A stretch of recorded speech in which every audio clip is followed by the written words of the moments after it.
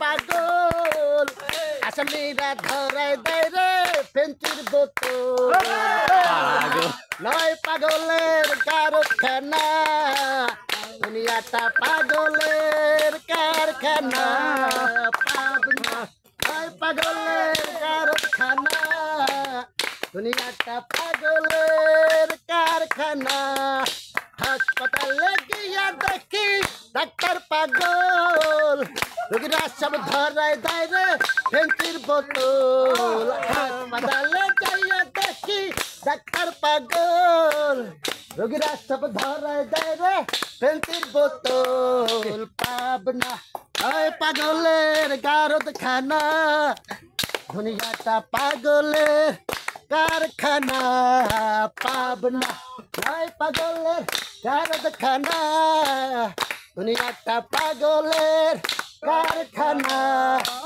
স্কুলেতে যাইয়া দেখি মাস্টার পাগল ছাত্ররা ধরাই দেয় রে গাঁজার বোতল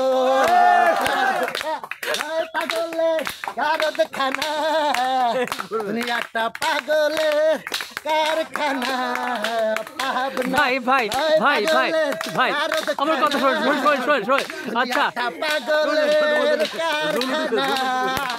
ভাই ভাই মনে হচ্ছে আপনি সদ্য মেন্টাল থেকে ছুটে এসছেন।